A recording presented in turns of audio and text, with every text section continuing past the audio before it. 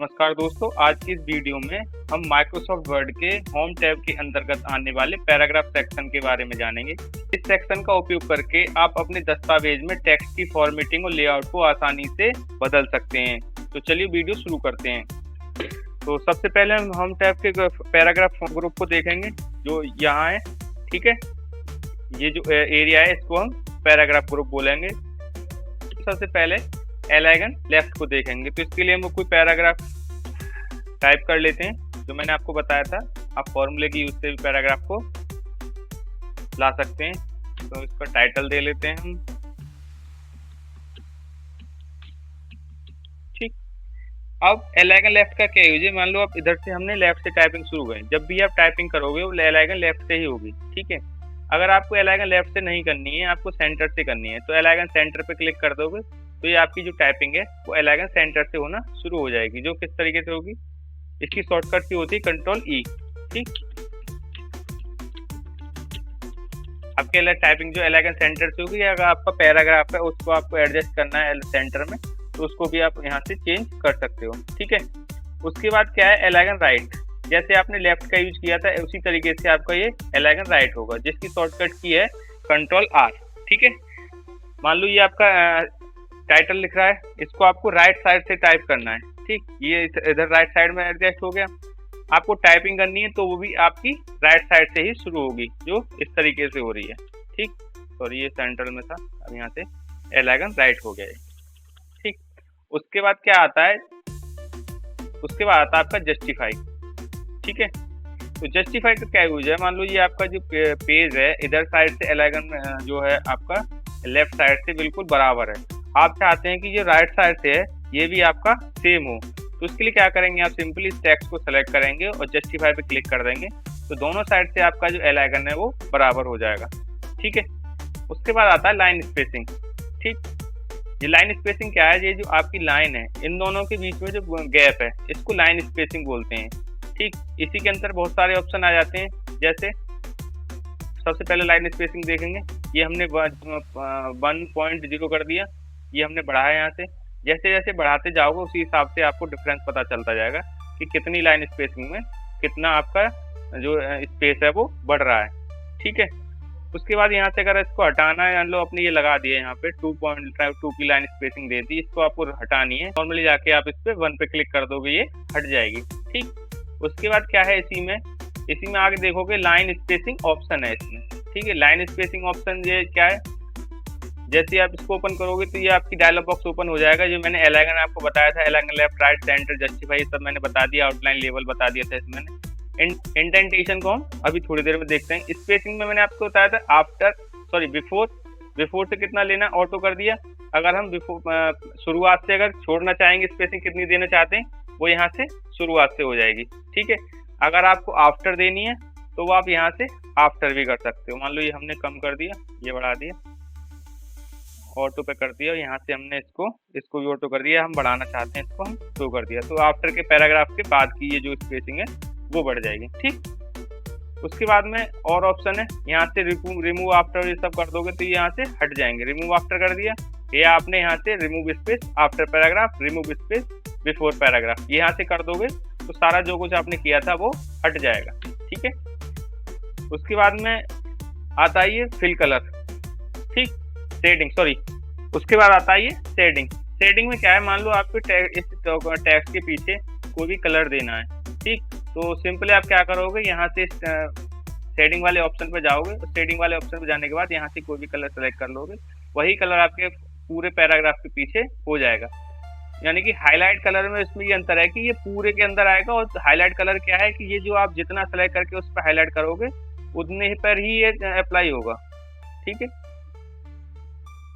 ये क्या है कि आपका जो जितना पैराग्राफ वगैरह स्पेसिंग वगैरह कुछ होगा उसमें सारे में आएगा ये। ठीक है, उसके बाद ये आपका है बॉर्डर।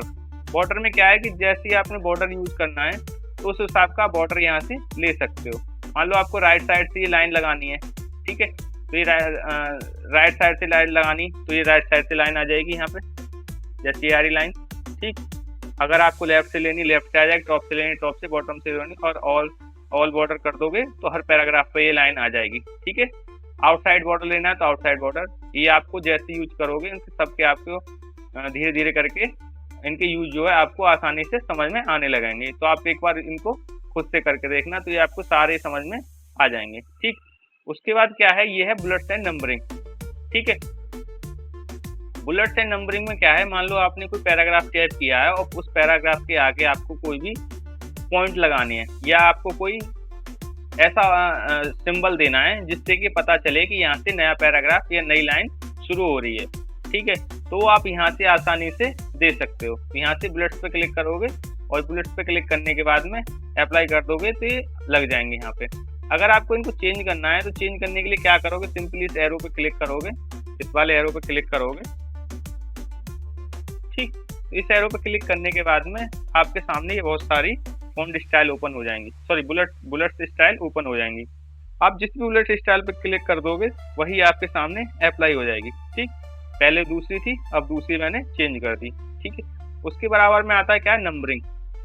आपको अगर ये बुलेट्स ना लेके नंबरिंग लेनी है तो आप उसको यहाँ से चेंज कर सकते हैं। ठीक है, मान लो ये आपने नंबरिंग ले ली, ये इस तरीके से आ जाएगा। अलग अलग स्टाइल में अलग अलग नंबरिंग ले सकते हो। ठीक, को कोई पेपर टाइप करना है, ठीक है, तो पेपर में क्या है कि मल्टीपल चॉइस क्वेश्चन है। ठीक, तो आपने यहाँ से ये मल्टीपल लिस्ट लगा दी। ठीक है, मल्टी लेवल लिस्ट में आपने कोई भी स्टाइल चूज कर ली जो आपको चाहिए।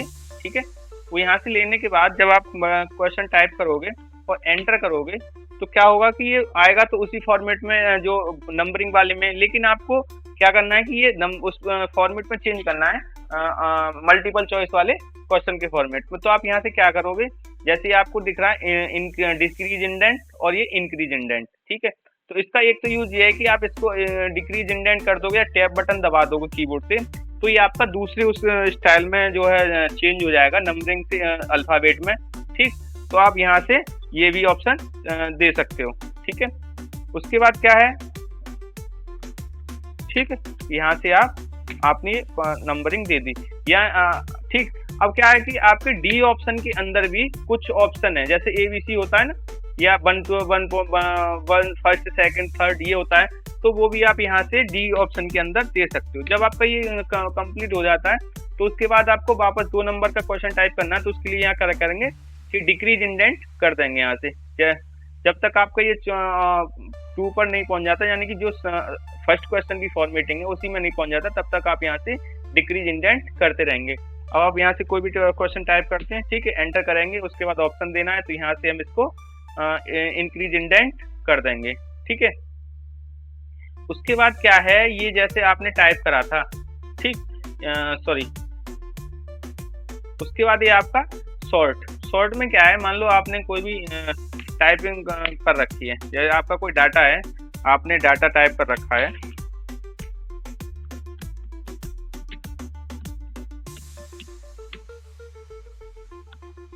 मैंने नया पेज बना लिया। ठीक है, नया पेज बनाने के बाद मैं यहाँ पे टाइप करता हूँ नामों को और यहाँ मैं पेस्ट कर लेता हूँ Ctrl+V।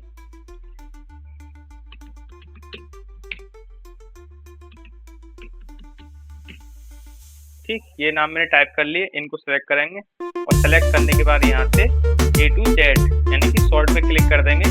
शॉर्ट पे क्लिक करने के बाद पैराग्राफ ना लेके यहाँ से फील्ड लेंगे, या हम फील्ड 1 ले लेते हैं और यहाँ से असेंडिंग कर देते हैं, ओके कर देंगे। तो जो आपके जो टेक्स्ट है वो आपको A to Z हो जाएगा, यानी कि A अल्फाबेट से शुरू हो जाएगा।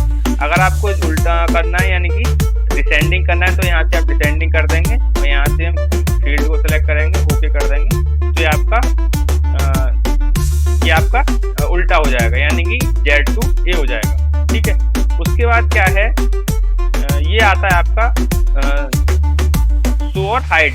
शो और हाइड का मतलब क्या है कि जैसे आपने इसको यहाँ से कोई पैराग्राफ टाइप करा है, ठीक है, और पैराग्राफ टाइप करने के बाद आपको देखना है कि मैंने कहाँ एंटर किया है, कहाँ स्पेस दिया है, ठीक है, तो उसको यहाँ ये दिखाएगा।